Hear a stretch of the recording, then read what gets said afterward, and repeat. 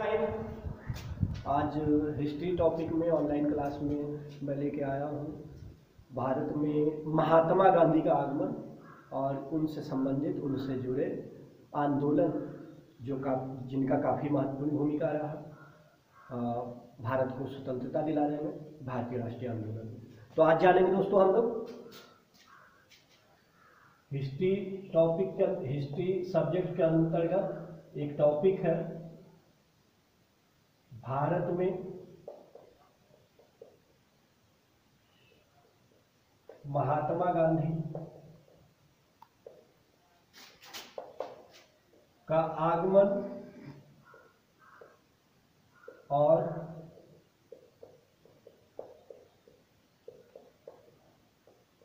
भारतीय राष्ट्रीय आंदोलन में योगदान है ना दोस्तों, बहुत ही महत्वपूर्ण। भारत में महात्मा गांधी का आगमन और भारतीय राष्ट्रीय आंदोलन में योगदान। तो दोस्तों पढ़ेंगे, अभी बहुत ही महत्वपूर्ण टॉपिक है कि इतिहास पढ़ रहे हैं और महात्मा गांधी को नहीं पढ़े तो इतिहास के साथ ही बेईमानी होगी। खास करके भारतीय राष्ट्रीय आंदोलन की बात करता हूँ, क्योंकि भारतीय राष्ट्रीय आंदोलन, पूरा भारतीय राष्ट्रीय आंदोलन की बात करें तो महात्मा गांधी के इर्द गिर्द ही घूम रहा है। तो ये बहुत ही महत्वपूर्ण टॉपिक अभी हम लोगों के लिए है, पढ़ने वाले विद्यार्थियों के लिए। ऑनलाइन फ्री क्लास है, इसको जरूर देखें, आप जरूर पढ़ें, लोगों को शेयर करें, लोगों को बताएं ऑनलाइन फ्री क्लास है ये। तो फ्री क्लास का लुत्फ उठाइए दोस्तों, मजा लीजिए, बहुत ही महत्वपूर्ण है। अभी भारत में महात्मा गांधी का आगमन और भारतीय राष्ट्रीय आंदोलन में योगदान तो बहुत ही महत्वपूर्ण है दोस्तों। तो महात्मा गांधी की अगर बात करें तो दक्षिण अफ्रीका से ये लौटे, पहले दक्षिण अफ्रीका में रह रहे थे, दक्षिण अफ्रीका से ये लौटे 1915 में जनवरी में लौटे दोस्तों। तो 7 से 9 जनवरी के बीच का टाइम दिया जाता है। तो इनके आगमन के फलस्वरूप ही भारत में जो आज हम देखते हैं प्रवासी भारतीय सम्मेलन होता है ना दोस्तों। तो प्रवासी भारतीय सम्मेलन की अगर बात करें तो प्रवासी भारतीय सम्मेलन, चूंकि महात्मा गांधी दक्षिण अफ्रीका से भारत लौटे थे तो इसी उपलक्ष्य में अभी प्रवासी भारतीय सम्मेलन जनवरी में मनाया जाता है। तो 1915 ईस्वी में जनवरी में, वही बताया दोस्तों 7 से 9 जनवरी के बीच की बात है। तो ये भारत आए, तो भारत आगमन इनका है ना, इनका महात्मा गांधी का भारत आगमन है ना दोस्तों, महात्मा गांधी है ना दोस्तों। तो महात्मा गांधी का भारत आगमन 1915 में हुआ दोस्तों दक्षिण अफ्रीका से। तो कभी कभी ये क्वेश्चन आता है, महत्वपूर्ण क्वेश्चन है दोस्तों, कि भारत आगमन महात्मा गांधी का दक्षिण अफ्रीका से भारत कब लौटे, कब आए, भारत आगमन कब हुआ? तो 1915 ईस्वी में। बहुत ही महत्वपूर्ण है दोस्तों, बहुत ही महत्वपूर्ण कि कब आए, कब लौटे, बहुत ही महत्वपूर्ण है। तो कब वापस आए, बहुत ही महत्वपूर्ण है दोस्तों, 1915 ईस्वी में। और जब ये आए 1916 ईस्वी में साबरमती आश्रम है ना दोस्तों, साबरमती आश्रम की स्थापना की है, साबरमती आश्रम की स्थापना बहुत ही महत्वपूर्ण है दोस्तों। साबरमती आश्रम की स्थापना बहुत ही महत्वपूर्ण है दोस्तों, 1916 ईस्वी में इनके द्वारा साबरमती आश्रम की स्थापना किया गया, बहुत ही महत्वपूर्ण है। और साबरमती आश्रम की बात करें दोस्तों तो गुजरात के अहमदाबाद में है, अहमदाबाद है ना दोस्तों। कहाँ है दोस्तों साबरमती आश्रम? कभी कभी ये भी क्वेश्चन, गुजरात के अहमदाबाद में। ऐसे जानकारी के लिए बता दें दोस्तों, महात्मा गांधी के द्वारा जब नमक सत्याग्रह या कहें सविनय अवज्ञा आंदोलन की शुरुआत हुई तो गुजरात में जो अहमदाबाद है वहाँ पे साबरमती आश्रम है, यही से शुरू की है। और दांडी में जाके नमक बना के वहाँ पे नमक कानून को भंग किया। इस तरह से सविनय अवज्ञा करके महात्मा गांधी ने भारतीय आंदोलन को एक नई रूपरेखा दी। तो काफ़ी महत्वपूर्ण है दोस्तों। और जब ये महात्मा गांधी जब भारत लौटे तो भारत की दशा को इन्होंने देखा। और उस समय प्रथम विश्व युद्ध भी हो रहा था। तो उस समय अंग्रेजों के द्वारा ये कहा गया था कि भारतीय सहयोग करते हैं विश्व युद्ध में, हमारी तरफ से भाग लेते हैं तो हम अपने बेसिक स्वराज लौटा देंगे, भारत को अपनी बेसिक स्वराज दे देंगे। तो जब ये घोषणा की गई, ये कहा गया अंग्रेजों के द्वारा, तब भारतीय जनता ने, भारतीय लोगों ने बढ़ चढ़ के उस आंदोलन में भाग लिया और महात्मा गांधी भी लोगों को सेना में भर्ती करवाए। लगा कि चलो ये तो अपने बेसिक स्वराज मिल जाएगा तो काम कर लेते हैं यहाँ पे। तो अब तो लोगों को बढ़ चढ़ के भारतीय सेना में भर्ती करवाए। कौन? महात्मा गांधी। तो महात्मा गांधी जब भर्ती करवाए तो इसी कारण से महात्मा गांधी को भर्ती कराने वाले के नाम से जाना जाता है, अर्थात इसको इंग्लिश में कहें दोस्तों तो रिक्रूटमेंट सार्जेंट के नाम से जाना जाता है। किस नाम से जाना जाता है दोस्तों? रिक्रूटमेंट सार्जेंट के नाम से। और उसी दौरान चूंकि महात्मा गांधी अंग्रेजों के लिए तो अच्छा कर रहे थे तो इसीलिए उसी दौरान महात्मा गांधी को कैसरे हिंद की भी उपाधि दी गई दोस्तों। तो काफी महत्वपूर्ण है दोस्तों, इस तरह के क्वेश्चन, इस तरह के कंसेप्ट आप देखते रहिए, बहुत ही महत्वपूर्ण है। फ्री है ऑनलाइन क्लास, देखिए। तो ये उस समय क्या कहलाए दोस्तों? तो महात्मा गांधी क्या कहलाए?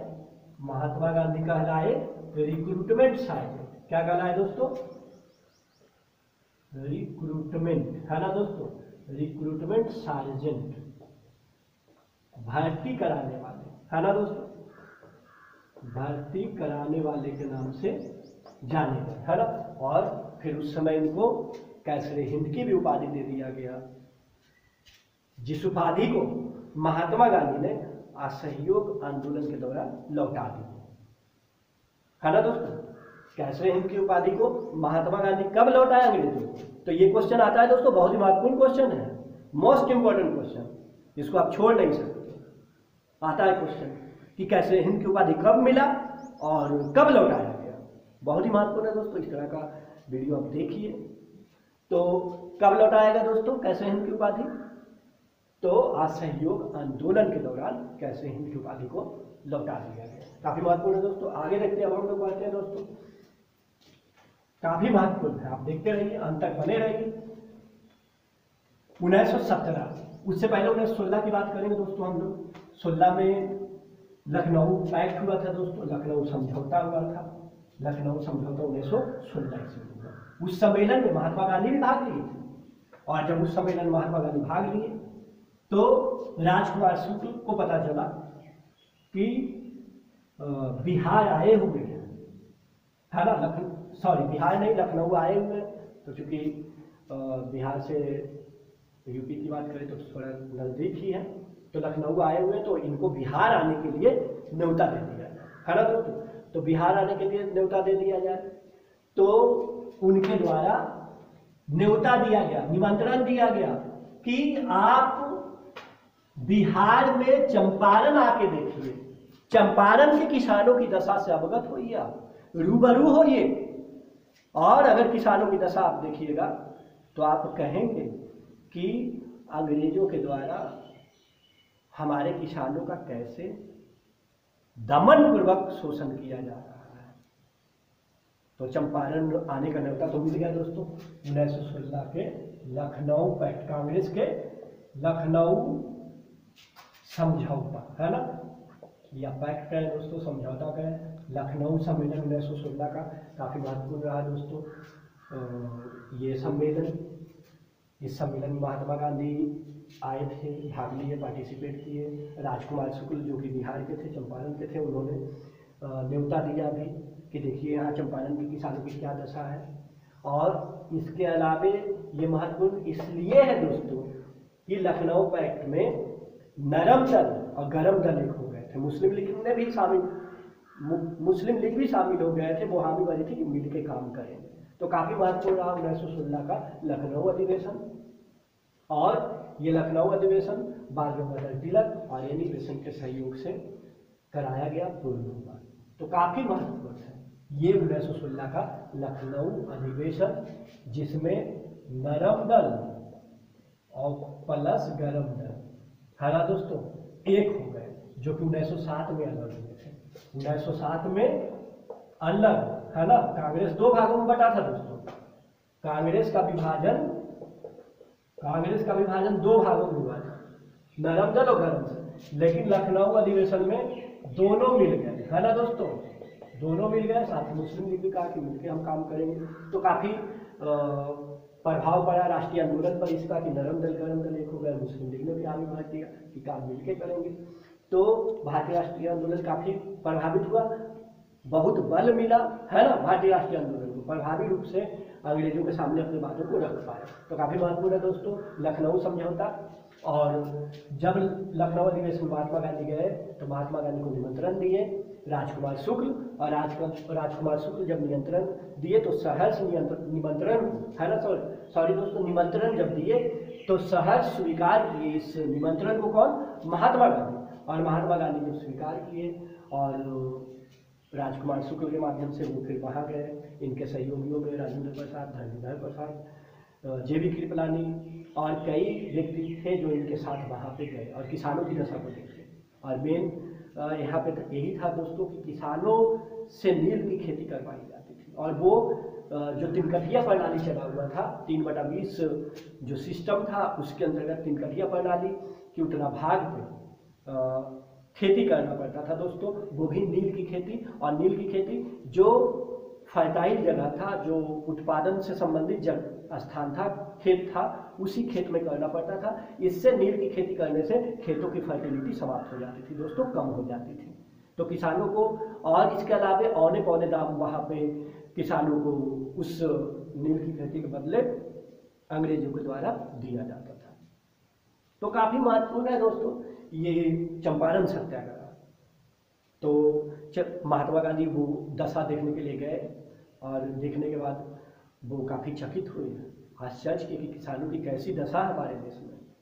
और उन्होंने वहाँ पे जाके और किसानों की दशा का मुआयना किए। उसके बाद वहाँ पे चंपारण आंदोलन किए। चंपारण आंदोलन की बात करें दोस्तों तो चंपारण आंदोलन महात्मा गांधी के द्वारा भारत में किया गया पहला सत्याग्रह आंदोलन। ठीक है दोस्तों, आज के लिए इतना ही। नेक्स्ट वीडियो में दूसरा पार्ट इसका लेके आएंगे महात्मा गांधी के बारे में। धन्यवाद।